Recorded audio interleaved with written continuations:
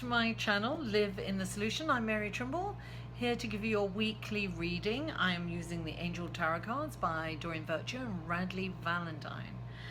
Now, I want to thank everybody for liking, sharing and commenting last week. Thank you for all the lovely birthday wishes. And if you haven't already subscribed, please subscribe, like my video, share and comment. And without further ado, let's go to the card, shall we? And this is for the week of July the 17th through July the 23rd. And this is for Virgo. So let's see what we have for Virgo for July 17 through 23. Virgo. Let's see what we've got. I've already been shuffling off camera, cleansed them and meditated.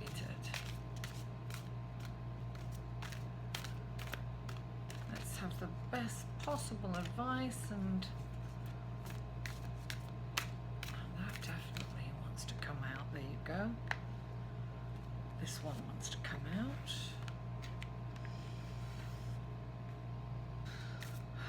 One more card. There it is.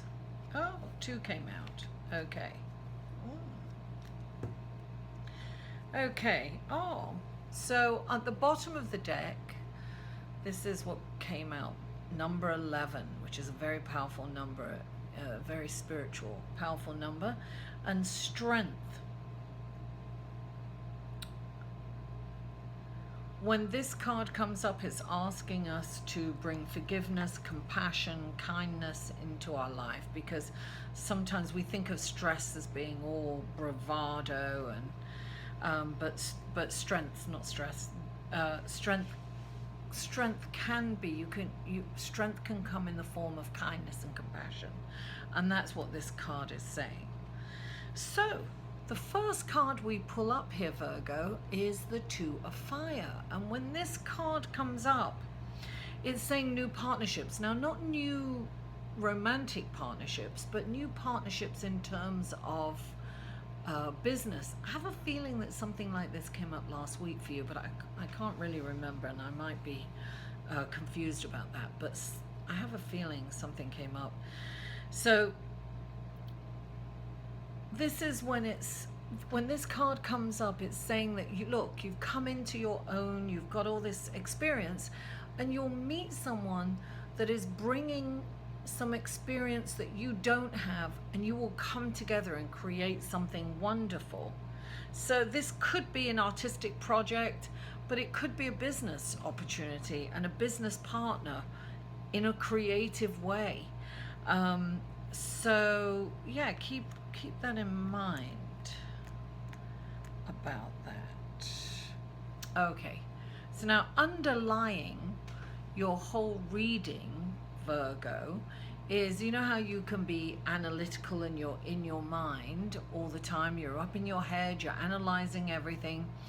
Well, the base of your reading is the Nine of Air, and this is the worst, always thinking of the worst case scenario. And I'm pretty sure you got this last week.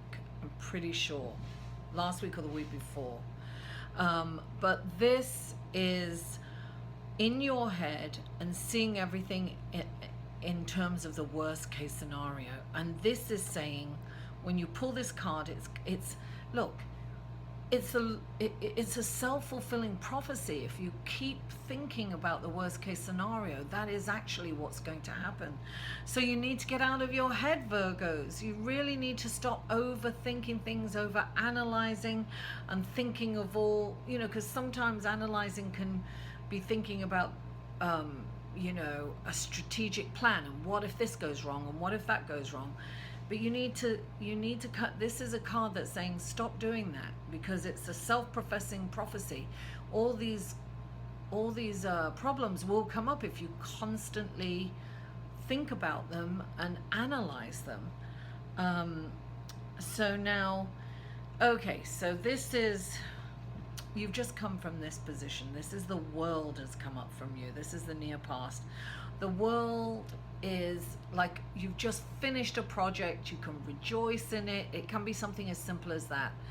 But usually for me, when this comes up, it means that, look, you've got all this experience through life, right? And you've accumulated all these tools along the way, life tools, and so you have all this knowledge.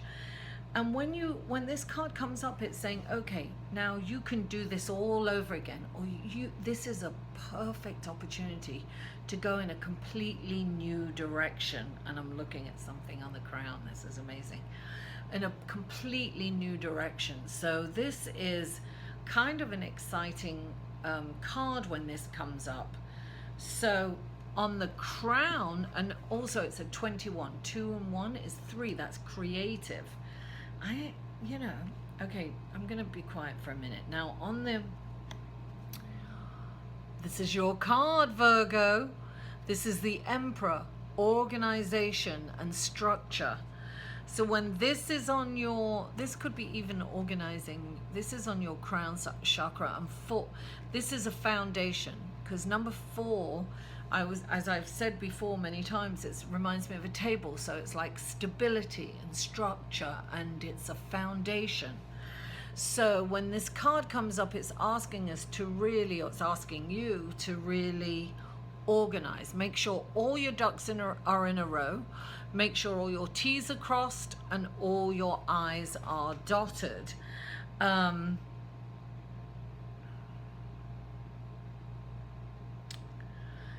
And this is a really great leadership card. Hold on, what's going on here?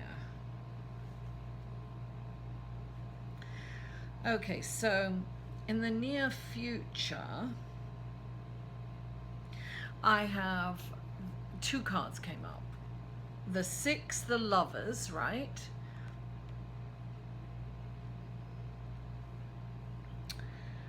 And the 7 of Fire, which is choose your battles wisely, and but don't be a doormat and defend, stand up for your rights. So this is saying that you could have some issues in a relationship. It doesn't have to be a love relationship. It could be your partner, you know. You might be a little trepidatious about getting into a partnership with someone. I'm not talking about a love partnership. I'm talking about a business partnership. But I think you need to look upon this as a really positive thing. And yes, there may be hiccups and there may be some issues in your relationship. Now this could, for some of you, this is your current relationship, and it's saying choose your battles. You can't get, it's not that, look, the Lover's card is like an intimate relationship, right? Intimacy you can have with friends too. This can be, friends and family.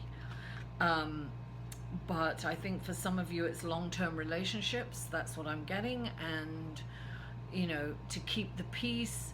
First of all, you do need to stand up and say how you feel, because sometimes, well, we all know that Virgo has a tendency to be critical. So this is probably pulling back on the criticism and the passive aggressiveness. So it's important to stand up and say how you feel, but in a really, from a place when you're feeling it, before you're angry and resentful and just, because that energy comes out. So you need to really clear your energy before you address it. You need to choose your battles, but you need to tell your partner, your lover, and in your relationship, how you feel, how you really feel, and what's really important for you, and what you need. So it's not every little thing, but the most important thing to you, you must tell them, and you must draw those boundaries. And in doing so, it's really going to improve your relationship and therefore your life. Because it's not good to keep those feelings inside and not let them out, not share them. But it's also not good to nag and complain and criticize all the time. So this is telling you to find that balance, right? This is telling you to find that balance.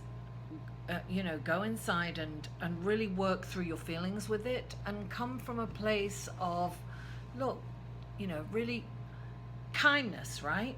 Oh, strength is in kindness and compassion. Have compassion. Oh my God, of course. Why didn't I think about that? Have compassion. Have compassion for the other person, and come into this with kindness, right? So you're going to address it with kindness and compassion, and you're going to really stand up for what you believe in.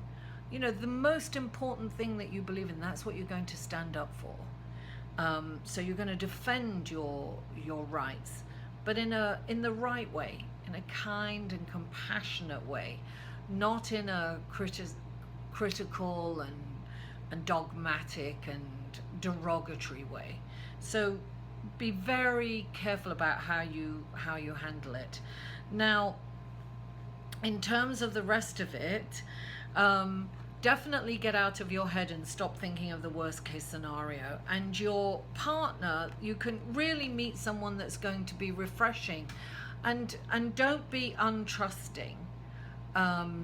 You know, you use your intuition. You're intuitive. You know that you've got all this worldly experience, and you can make a decision based on that. But I think this is a creative teamwork thing that's really going to work for you. And if you're organized and you're structured, things are looking good. Things are looking really good. Just remember, you know, kindness and compassion can be your strength. Okay, Virgo, thank you so much. If you like this video, please give me a big thumbs up. Please comment and share and subscribe if you haven't already. And I'll see you next week. Thank you. For a private reading, please email Mary at liveinthesolution.com.